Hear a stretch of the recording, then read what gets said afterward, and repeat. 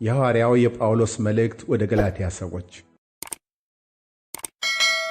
ምዕራፍ 1 በኢየሱስ ክርስቶስ ከሙታን ባስነሣው በእግዚአብሔር አብ ሐዋርያ የሆነ እንጂ ከሰዎች ወይንም በሰው ያልሆነ ጳውሎስ ከእኔም ጋር ያሉት ወንድሞች ሁሉ ወደ ገላትያ አብያተ ክርስቲያናት ከእግዚአብሔር ከአባታችን ከጌታችንም ከኢየሱስ ክርስቶስ ጸጋና ሰላም ለእናንተ ይሁን። ክፉ ከሆነ ከአሁኑ ዓለም ያድነን ዘንድ እንደ አምላካችንና እንደ አባታችን ፈቃድ ስለ ኀጢአታችን ራሱን ሰጠ። ለአብ ከዘለዓለም እስከ ዘለዓለም ክብር ይሁን፣ አሜን። በክርስቶስ ጸጋ እናንተን ከጠራችሁ ከእርሱ ወደ ልዩ ወንጌል እንዲፈጥናችሁ እንዴት እንዳለፋችሁ እደነቃለሁ። እርሱ ግን ሌላ ወንጌል አይደለም። የሚያናውጧችሁ የክርስቶስንም ወንጌል ሊያጣምሙ የሚወዱ አንዳንዶች አሉ እንጂ። ነገር ግን እኛ ብንሆን ወይንም ከሰማይ መልአክ ከሰበክንላችሁ ወንጌል የሚለይ ወንጌልን ቢሰብክላችሁ የተረገመ ይሁን። አስቀድመን እንዳልን እንዲሁ አሁን ሁለተኛ እላለሁ፣ ከተቀበላችሁት የተለየውን ማንም ቢሰብክላችሁ የተረገመ ይሁን። ሰውን ወይስ እግዚአብሔርን አሁን እሺ አሰኛለሁ? ወይም ሰውን ደስ ላሰኝ እፈልጋለሁን? አሁን ሰውን ደስ ባሰኝ የክርስቶስ ባሪያ ባልሆንሁም። ወንድሞች ሆይ በእኔ የተሰበከ ወንጌል እንደ ሰው እንዳይደለ አስታውቃችኋለሁ። ኢየሱስ ክርስቶስ ገልጦልኛል እንጂ እኔ ከሰው አልተቀበልሁትም አልተማርሁትምም። በአይሁድ ሥርዓት በፊት እንዴት እንደኖርሁ ሰምታችኋልና። የእግዚአብሔርን ቤተ ክርስቲያን ያለ ልክ አሳድድና አጠፋ ነበር። ለአባቶችም ወግ ከመጠን ይልቅ እየቀናሁ በወገኔ ዘንድ በዘመኔ ካሉት ብዙዎችን በአይሁድ ሥርዓት እበልጥ ነበር። ነገር ግን በእናቴ ማኅፀን ሳለሁ የለየኝ በጸጋውም የጠራኝ እግዚአብሔር በአሕዛብ መካከል ስለ እርሱ ወንጌልን እሰብክ ዘንድ ልጁን በእኔ ሁኔታ ሊገልጥ በወደደ ጊዜ ወዲያው ከሥጋና ከደም ጋር አልተማከርሁም። ከእኔም በፊት ሐዋርያት ወደ ነበሩት ወደ ኢየሩሳሌም አልወጣሁም። ነገር ግን ወደ አረብ አገር ሄድሁ። እንደገናም ወደ ደማስቆ ተመለስሁ። ከዚህ ወዲያ ከ3 ዓመት በኋላ ኬፋን ልጠይቅ ወደ ኢየሩሳሌም ወጥቼ ከእርሱ ጋር 15 ቀን ሰነበትሁ። ነገር ግን ከጌታ ወንድም ከያዕቆብ በቀር ከሐዋርያት ሌላ አላየሁም። በእግዚአብሔር ፊት ሐሰት አልናገርም። ከዚያ ወዲያ ወደ ሶርያና ወደ ኪልቅያ አገር መጣሁ። በክርስቶስም ያሉት የይሁዳ ማኅበሮች ፊቴን አያውቁም ነበር። ነገር ግን ቀድሞ እኛን ያሳድድ የነበረ እርሱ በፊት ያጠፋ የነበረውን ሃይማኖት አሁን ይሰብካል ተብሎ ሲነገር ይሰሙ ነበር። ስለ እኔም እግዚአብሔርን ያከብሩ ነበር።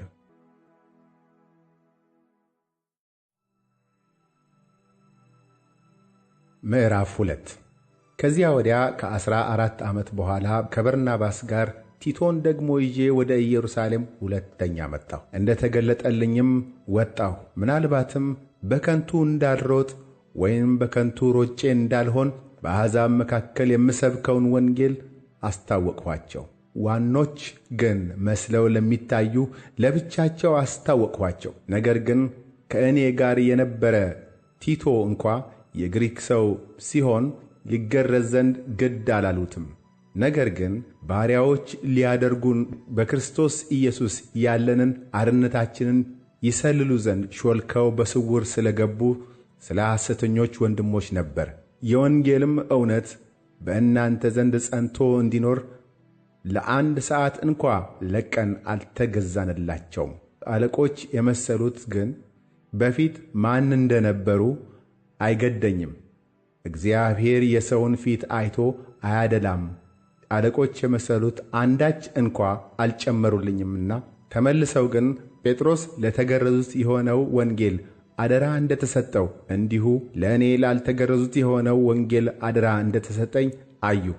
ለተገረዙት ሐዋርያ እንዲሆን ለጴጥሮስ የሠራለት ለእኔ ደግሞ ለአሕዛብ ሐዋርያ እንድሆን ሠርቶአልና። ደግሞ የተሰጠኝን ጸጋ አውቀው አዕማድ መስለው የሚታዩ ያዕቆብና ኬፋ ዮሐንስም እኛ ወደ አሕዛብ እነርሱም ወደ ተገረዙት ይሄዱ ዘንድ ለእኔና ለበርናባስ ቀኝ እጃቸውን ሰጡን። ድሆችን እናስብ ዘንድ ብቻ ለመኑን። ይህንም ደግሞ ላደርግ ተጋው። ነገር ግን ኬፋ ወደ አንጾኪያ በመጣ ጊዜ ፊት ለፊት ተቃወምሁት፣ ይፈረድበት ዘንድ ይገባ ነበርና። አንዳንድ ከያዕቆብ ዘንድ ሳይመጡ ከአሕዛብ ጋር አብሮ ይበላ ነበርና። በመጡ ጊዜ ግን ከተገረዙት ወገን ያሉትን ፈርት ያፈገፍግ ነበርና ከእነርሱ ተለየ። ቀሩትም አይሁድ ደግሞ በርናባስ እንኳ በግብዝነታቸው እስከ ተሳበ ድረስ ከእርሱ ጋር አብረው ግብዞች ሆኑ። ነገር ግን እንደ ወንጌል እውነት በቅንነት እንዳልሄዱ ባየሁ ጊዜ በሁሉ ፊት ኬፋን አንተ አይሁዳዊ ሳለህ በአይሁድ ኑሮ ያይደለ በአሕዛብ ኑሮ ብትኖር አሕዛብ በአይሁድ ኑሮ ሊኖሩ እንዴት ግድ አልሃቸው አልሁት። እኛ በፍጥረት አይሁድ ነን፣ ኀጢአተኞችም የሆኑ አሕዛብ አይደለንም። ነገር ግን ሰው በኢየሱስ ክርስቶስ በማመን እንዲጸድቅ እንጂ በሕግ ሥራ እንዳይሆን አውቀን ሥጋን የለበሰ ሁሉ በሕግ ሥራ ስለማይጸድቅ እኛ ራሳችን በሕግ ሥራ ሳይሆን በክርስቶስ እምነት እንጸድቅ ዘንድ በክርስቶስ ኢየሱስ አምነናል። ነገር ግን በክርስቶስ ልንጸድቅ የምንፈልግ ስንሆን ራሳችን ደግሞ ኀጢአተኞች ሆነን ከተገኘን እንግዲያስ ክርስቶስ የኀጢአት አገልጋይ ነዋ? አይደለም። ያፈረስኩትን ይህን እንደገና የማንጽ ከሆንሁ ራሴ የሕግን ተላላፊ እንድሆን አስረዳለሁና። እኔ ለእግዚአብሔር ሕያው ሆኜ እኖር ዘንድ በሕግ በኩል ለሕግ ሞቼ ነበርና ከክርስቶስ ጋር ተሰቅያለሁ። እኔም አሁን ሕያው ሆኜ አልኖርም፣ ክርስቶስ ግን በእኔ ይኖራል። አሁንም በሥጋ የምኖርበት ኑሮ በወደደኝና ስለ እኔ ራሱን በሰጠው በእግዚአብሔር ልጅ ላይ ባለ እምነት የምኖረው ነው። የእግዚአብሔርን ጸጋ አልጥልም። ጽድቅስ በሕግ በኩል ከሆነ እንኪያስ ክርስቶስ በከንቱ ሞተ።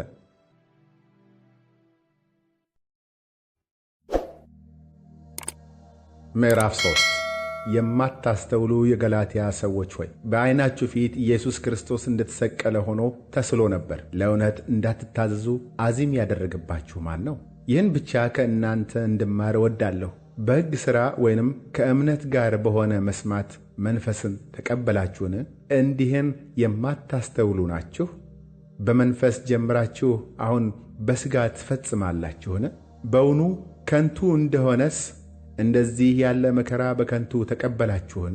እንግዲህ መንፈስን የሚሰጣችሁ በእናንተም ዘንድ ተአምራት የሚያደርግ በሕግ ሥራ ነውን? ወይስ ከእምነት ጋር በሆነ መስማት ነው? እንዲሁ አብርሃም በእግዚአብሔር አመነና ጽድቅ ሆኖ ተቈጠረለት። እንኪያስ ከእምነት የሆኑት እነዚህ የአብርሃም ልጆች እንደሆኑ እወቁ። መጽሐፍም እግዚአብሔር አሕዛብን በእምነት እንዲያጸድቅ አስቀድሞ አይቶ በአንተ አሕዛብ ሁሉ ይባረካሉ ብሎ ወንጌልን ለአብርሃም አስቀድሞ ሰበከ። እንደዚህ ከእምነት የሆኑት ካመነው ከአብርሃም ጋር ይባረካሉ። ከሕግ ሥራ የሆኑት ሁሉ በእርግማን በታች ናቸውና በሕግ መጽሐፍ በተጻፉት ሁሉ ጸንቶ የማይኖር የማያደርግም ሁሉ የተረገመ ነው ተብሎ ተጽፎአልና። ጻድቅ በእምነት ይኖራል ተብሎአልና። ማንም በእግዚአብሔር ፊት በሕግ እንዳይጸድቅ ግልጥ ነው። ሕግም ከእምነት አይደለም፣ ነገር ግን የሚያደርገው ይኖርበታል ተብሎአል። በእንጨት የሚሰቀል ሁሉ የተረገመ ነው ተብሎ ተጽፎአልና። ክርስቶስ ስለ እኛ እርግማን ሆኖ ከሕግ እርግማን ዋጀን፣ የመንፈስን ተስፋ በእምነት እንድንቀበል የአብርሃም በረከት ወደ አሕዛብ በኢየሱስ ክርስቶስ ይደርስላቸው ዘንድ። ወንድሞች ሆይ እንደ ሰው ልማድ እላለሁ፣ የሰውስ እንኳ ቢሆን እርግጠኛውን ኪዳን ማንም አይንቅም ወይንም አይጨምርበትም። ለአብርሃምና ለዘሩም የተስፋው ቃል ተነገረ። ስለ ብዙዎች እንደሚነገር ለዘሮቹም አይልም፣ ስለ አንድ እንደሚነገር ግን ለዘርህም ይላል፣ እርሱም ክርስቶስ። ይህንም እላለሁ ከ430 ዓመት በኋላ የተሰጠው ሕግ አስቀድሞ በእግዚአብሔር የተረጋገጠውን ኪዳን የተስፋውን ቃል እስኪሽር ድረስ አያፈርስም። ርስቱ በሕግ ቢሆን እንግዲያስ በተስፋ ቃል አይሆንም። በተስፋ ቃል ግን እግዚአብሔር ለአብርሃም ሰጥቶአል። እንግዲህ ሕግ ምንድን ነው? ተስፋው የተሰጠው ዘር እስኪመጣ ድረስ በመካከለኛ እጅ በመላእክት በኩል ስለ ሕግ መተላለፍ ተጨመረ። መካከለኛውም ለአንድ ብቻ አይደለም፣ እግዚአብሔር ግን አንድ ነው። እንግዲህ ሕግ የእግዚአብሔርን የተስፋ ቃል የሚቃወም ነውን? አይደለም። ሕያው ሊያደርግ የሚቻለው ሕግ ተሰጥቶ ቢሆንስ በእውነት ጽድቅ ከሕግ በሆነ ነበር። ነገር ግን በኢየሱስ ክርስቶስ ከማመን የሆነው የተስፋ ቃል ለሚያምኑ ይሰጥ ዘንድ መጽሐፍ ከኀጢአት በታች ሁሉን ዘግቶአል። እምነትም ሳይመጣ ሊገለጥ ላለው እምነት ተዘግተን ከሕግ በታች እንጠበቅ ነበር። እንደዚህ በእምነት እንጸድቅ ዘንድ ሕግ ወደ ክርስቶስ የሚያመጣ ሞግዚታችን ሆኗል። እምነት ግን መጥቶአልና ከእንግዲህ ወዲህ ከሞግዚት በታች አይደለንም። በእምነት በኩል ሁላችሁ በክርስቶስ ኢየሱስ የእግዚአብሔር ልጆች ናችሁና ክርስቶስ ጋር አንድ ትሆኑ ዘንድ የተጠመቃችሁ ሁሉ ክርስቶስን ለብሳችኋልና። አይሁዳዊ ወይንም የግሪክ ሰው የለም፣ ባሪያ ወይንም ጨዋ ሰው የለም፣ ወንድም ሴትም የለም፣ ሁላችሁም በክርስቶስ ኢየሱስ አንድ ሰው ናችሁና። እናንተም የክርስቶስ ከሆናችሁ እንኪያስ የአብርሃም ዘር እንደ ተስፋውም ቃል ወራሾች ናችሁ።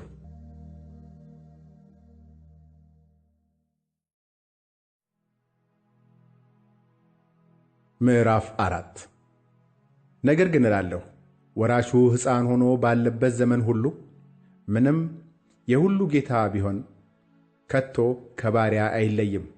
ነገር ግን አባቱ እስከ ቀጠረለት ቀን ድረስ ከጠባቂዎችና ከመጋቢዎች በታች ነው። እንዲሁ እኛ ደግሞ ሕፃናት ሆነን ሳለን ከዓለም መጀመሪያ ትምህርት በታች ተገዝተን ባሪያዎች ነበርን።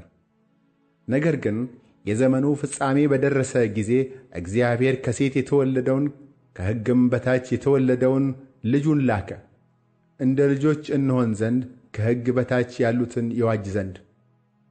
ልጆችም ስለሆናችሁ እግዚአብሔር አባ አባት ብሎ የሚጮኽ የልጁን መንፈስ በልባችሁ ውስጥ ላከ። ስለዚህ ከእንግዲህ ወዲህ ልጅ ነህ እንጂ ባሪያ አይደለህም። ልጅም ከሆንህ ደግሞ በክርስቶስ የእግዚአብሔር ወራሽ ነህ። ነገር ግን በዚያን ጊዜ እግዚአብሔርን ሳታውቁ በባሕርያቸው አማልክት ለማይሆኑ ባሪያዎች ሆናችሁ ተገዛችሁ። አሁን ግን እግዚአብሔርን ስታውቁ ይልቅስ በእግዚአብሔር ስትታወቁ እንደገና ወደ ደካማ ወደሚናቅም ወደ መጀመሪያ ትምህርት እንዴት ትመለሳላችሁ? እንደገና ባሪያዎች ሆናችሁ ዳግመኛ ለዚያ ልትገዙ ትወዳላችሁን? ቀንንና ወርን ዘመንንም ዓመትንም በጥንቃቄ ትጠብቃላችሁ።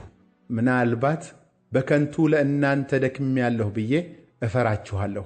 ወንድሞች ሆይ እኔ ደግሞ እንደናንተ ሆኛለሁና እንደ እኔ ሁኑ ብዬ እለምናችኋለሁ። አንዳችም አልበደላችሁኝም። በመጀመሪያ ወንጌልን በሰበክሁላችሁ ጊዜ ከሥጋ ድካም የተነሣ እንደነበረ ታውቃላችሁ።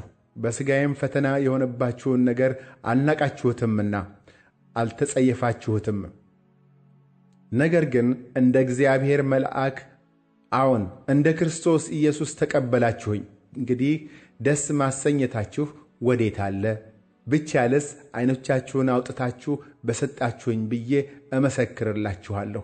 እንኪያስ እውነቱን ስለ ነገርኳችሁ ጠላት ሆንኩባችሁን? በብርቱ ይፈልጓችኋል፣ ለመልካም አይደለም። ነገር ግን በብርቱ ትፈልጓቸው ዘንድ በውጭ ሊያስቀሯችሁ ይወዳሉ። ነገር ግን ከእናንተ ዘንድ በምኖርበት ጊዜ ብቻ ሳይሆን ሁል ጊዜ በመልካም ነገር ተፈላጊ ብትሆኑ መልካም ነው። ልጆቼ ሆይ ክርስቶስ በእናንተ እስኪሳል ድረስ ዳግመኛ ስለ እናንተ ምጥ ይዞኛል። ስለ እናንተ አመነታለሁና አሁን በእናንተ ዘንድ ሆኜ ድምፄን ልለውጥ በወደድሁ። እናንተ ከሕግ በታች ልትኖሩ የምትወዱ ሕጉን አትሰሙምን? እስኪ ንገሩኝ። አንዱ ከባሪያይቱ አንዱም ከጨዋይቱ የሆኑ ሁለት ልጆች ለአብርሃም እንደነበሩት ተጽፎአልና። ነገር ግን የባሪያይቱ ልጅ እንደ ሥጋ ተወልዶአል፣ የጨዋይቱ ግን በተስፋው ቃል ተወልዶአል። ይህም ነገር ምሳሌ ነው። እነዚህ ሴቶች እንደ ሁለቱ ኪዳኖች ናቸውና ከደብረ ሲና የሆነችው አንዲቱ ለባርነት ልጆችን ትወልዳለች፣ እርሷም አጋር ናት። ይህችም አጋር በአረብ ምድር ያለችው ደብረ ሲና ናት። አሁንም ያለችውን ኢየሩሳሌምን ትመስላለች፣ ከልጆቿ ጋር በባርነት ናትና። ላይኛይቱ ኢየሩሳሌም ግን በነጻነት የምትኖር ናት። እርሷም እናታችን ናት። አንቺ የማትወልጂ መካን ደስ ይበልሽ፣ አንቺ አምጠሽ የማታውቂ እልል በይና ጩኺ። ባል ካላቱ ይልቅ የብቸኛይቱ ልጆች በዝተዋልና ተብሎ ተጽፏል። እኛም ወንድሞች ሆይ እንደ ይስሐቅ የተስፋ ቃል ልጆች ነን። ነገር ግን እንደ ሥጋ የተወለደው እንደ መንፈስ የተወለደውን በዚያን ጊዜ እንዳሳደደው ዛሬም እንዲሁ ነው። ነገር ግን መጽሐፍ ምን ይላል? የባሪያይቱ ልጅ ከጨዋይቱ ልጅ ጋር አይወርስምና ባሪያይቱን ከልጇ ጋር አውጣት። ስለዚህ ወንድሞች ሆይ የጨዋይቱ ልጆች ነን እንጂ የባሪያይቱ አይደለንም።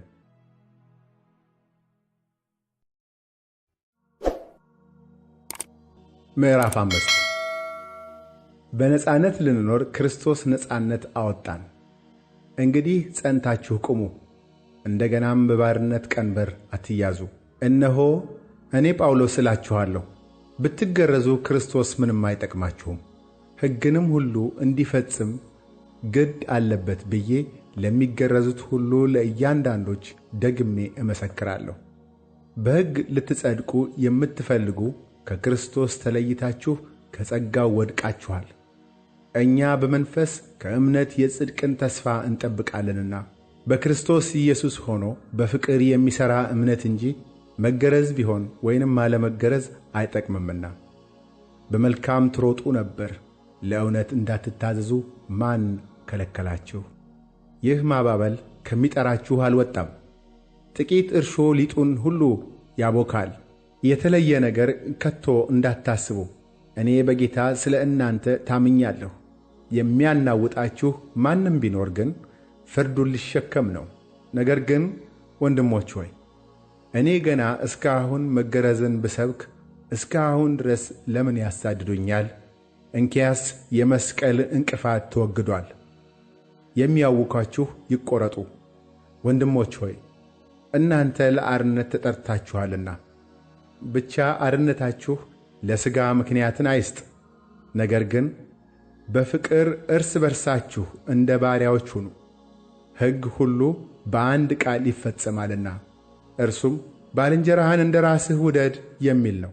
ነገር ግን እርስ በርሳችሁ ብትነካከሱና ብትበላሉ እርስ በርሳችሁ እንዳትጠፋፉ ተጠንቀቁ። ነገር ግን እላለሁ በመንፈስ ተመላለሱ፣ የሥጋንም ምኞት ከቶ አትፈጽሙ። ሥጋ በመንፈስ ላይ መንፈስም በሥጋ ላይ ይመኛልና እነዚህም እርስ በርሳቸው ይቃወማሉ። ስለዚህ የምትወዱትን ልታደርጉ አትችሉ። በመንፈስ ብትመሩ ግን ከሕግ በታች አይደላችሁም። የሥጋ ሥራም የተገለጠ ነው፤ እርሱም ዝሙት፣ ርኩሰት፣ መዳራት፣ ጣዖትን ማምለክ፣ ሟርት፣ ጥል፣ ክርክር፣ ቅንዓት፣ ቁጣ፣ አድመኛነት፣ መለያየት፣ መናፍቅነት፣ ምቀኝነት፣ መግደል፣ ስካር፣ ዘፋኝነት ይህንም የሚመስል ነው። አስቀድሜም እንዳልሁ እንደዚህ ያሉትን የሚያደርጉ የእግዚአብሔርን መንግሥት አይወርሱም። የመንፈስ ፍሬ ግን ፍቅር፣ ደስታ፣ ሰላም፣ ትዕግሥት፣ ቸርነት፣ በጎነት፣ እምነት፣ የዋሃት፣ ራስን መግዛት ነው። እንደዚህ ያሉትን የሚከለክል ሕግ የለም። የክርስቶስ ኢየሱስም የሆኑቱ ሥጋን ከክፉ መሻቱና ከምኞቱ ጋር ሰቀሉ። በመንፈስ ብንኖር በመንፈስ ደግሞ እንመላለስ። እርስ በርሳችን እየተነሳሳንና እየተቀናናን በከንቱ አንመካ።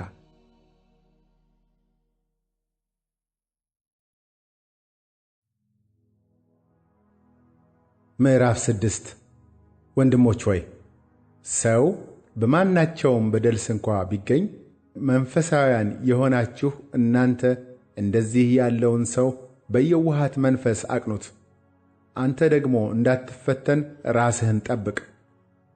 ከእናንተ እያንዳንዱ የአንዱን ሸክም ይሸከም፣ እንዲሁም የክርስቶስን ሕግ ፈጽሙ። አንዱ ምንም ሳይሆን ምንም የሆነ ቢመስለው ራሱን ያታልላልና። ነገር ግን እያንዳንዱ የገዛ ራሱን ሥራ ይፈትን። ከዚያም በኋላ ስለ ሌላው ሰው ያልሆነ ስለ ራሱ ብቻ የሚመካበትን ያገኛል። እያንዳንዱ የገዛ ራሱን ሸክም ሊሸከም ነውና።